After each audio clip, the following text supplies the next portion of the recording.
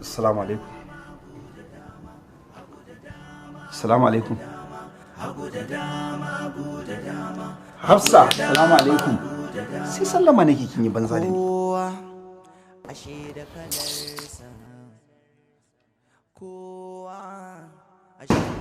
Ya Hafsa ta kin isa kire na mun hankali?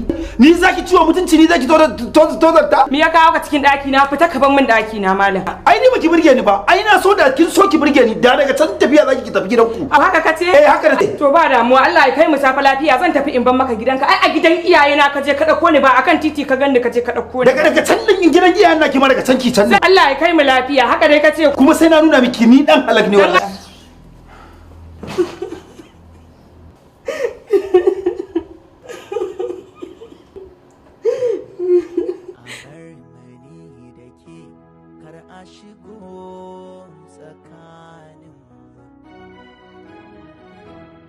Ki fito ki bayyana ni maza na bayyana musu so ya haɗa mu hagu da dama so nake miki a bar mani da ke kar a shigo. Allah ya kai mu gobe da safe ma ka da gani na a gidanka.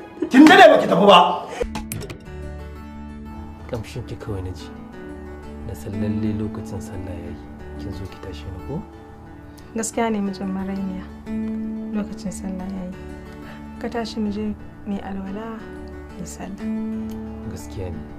Ina godiya matar kirki yar aljanna. Amin. Hello? Hello Ruki. Gana kofar gidanka yanzu. Inna lillahi wa inna ilaihi raji'un. Ina kofar gida kuma? Babu ruwa na kawai ka fito ina kofar gidanka. A bar mani da ke kar a shigo tsakaninmu